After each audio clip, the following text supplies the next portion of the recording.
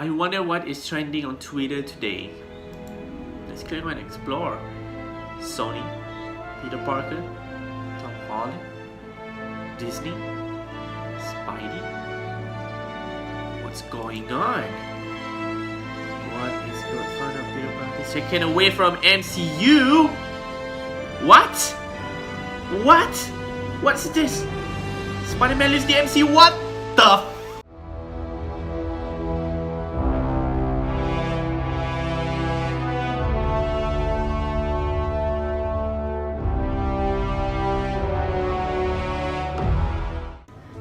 What's going on, guys? This is Sonic Webs. So today we just received a really big news for Spider-Man.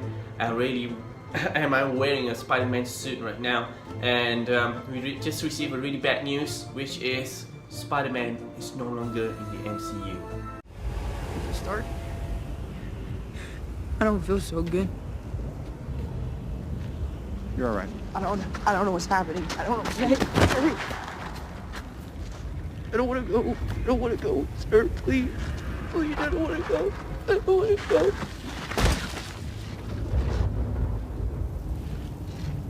Sorry.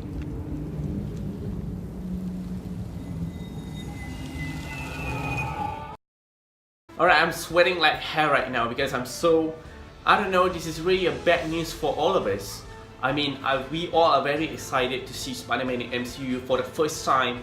And when they teased Spider-Man at the first Captain America Civil War trailer and the internet just exploded, everybody just went crazy because we finally have Spider-Man in the Marvel Cinematic Universe, where he really belongs to.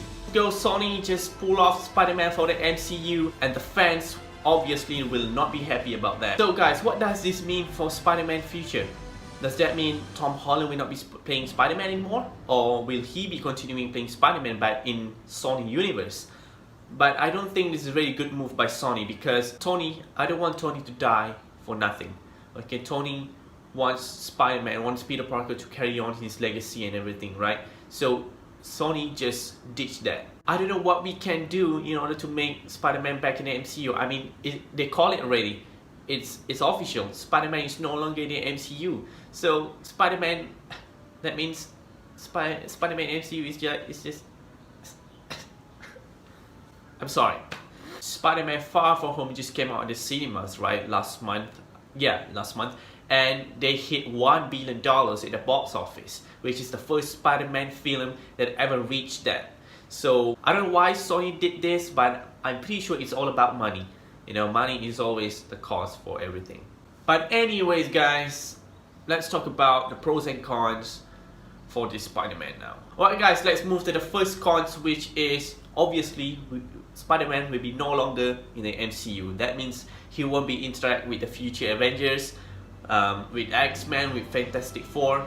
I don't know why Sony did this. I mean, Marvel just bought the rights for X-Men and Fantastic Four. I think it's a very good move. I'm really excited to see a bigger MCU, right? And then Sony just fuck it up and take away my hero away from MCU. Fuck you, Sony. The second one is, of course, I don't know, maybe we cannot see Miles Morales. I mean, in Spider-Man Homecoming, they teased Miles Morales, right? Which is his uncle. And there's this scene at the car park scene where Spider-Man met Miles' uncle, right? So there's a potential that there's Miles Morales in the MCU in the future, and since Spider-Man is not in the MCU anymore, that means it's all just a dream. And the third thing, of course, Tony died for nothing. Rest in peace, Tony. They already have this momentum between Tony. They already have this momentum between Tony and Peter, and Tony just take that away. I don't know why Sony did this. Don't they ever think about the fans? Oh, wait a minute. That's the thing about Sony. They don't. Okay, so I've been reading the comments on the internet, and some of them are being optimistic. Of course, sometimes you have to be optimistic sometimes, so that brings to the pros of not having Spider-Man in the MCU. So the first pros is we can have Venom in Spider-Man movie. Let me rephrase that. Spider-Man in a Venom movie. So last year, Sony just released their own Venom movie, and to me, it's not a bad movie. Starring Tom Hardy, it was a good Venom movie. And to me, it's not complete without Spider-Man. I mean, how come you can have Venom without Spider-Man? I can't really relate that. So now we can have Spider-Man in a Venom movie. So I think that's a good thing about not having Spider-Man in MCU. We can see Spider-Man and Venom in one movie, which all of us have been kind of waiting for, right? So it's kind of a good thing. And besides, the second Venom movie will be about, we have Carnage, right? So I think I really want to see Spider-Man, Venom and Carnage in one movie. It's gonna be epic. But I really hope Sony don't screw this up. I don't know, guys, I just don't trust Sony. Just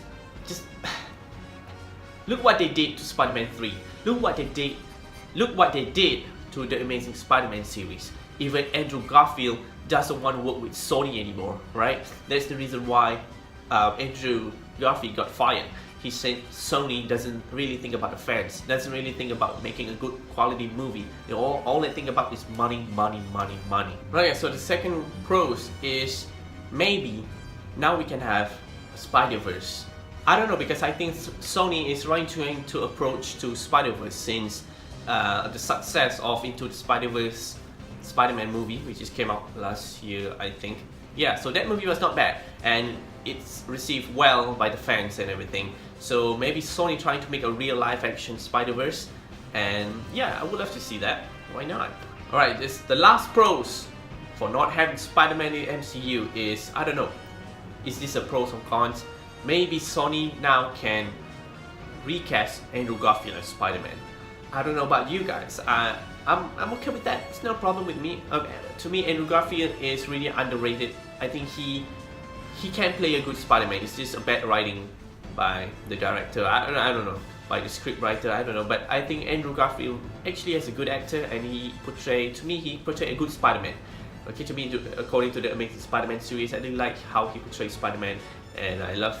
My favorite Spider-Man is, you know, the Amazing Spider-Man series. I know you guys are hating me on this, but if they want to recast Andrew Garfield, it's no problem. But my concern is Andrew Garfield is already old.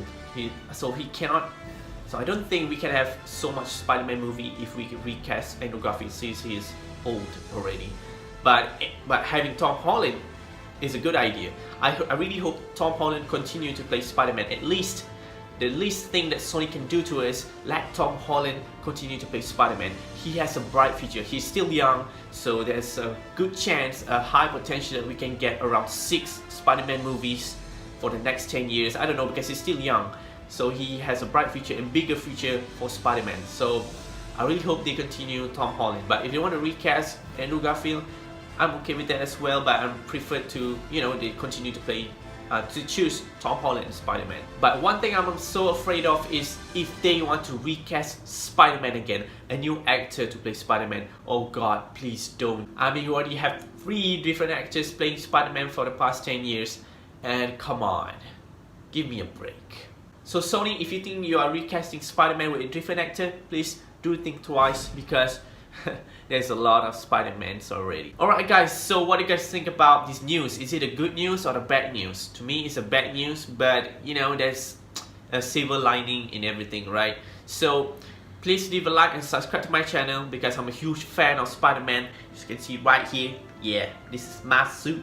So please leave a like and subscribe to my channel. It would be really helpful, because I just started growing my channel and I'm a huge Spider-Man fan. So if you are a huge Spider-Man fan, you should subscribe to my channel. Alright guys, so that's all from me. See you guys in the next video. This is Sonic Wax. Peace out.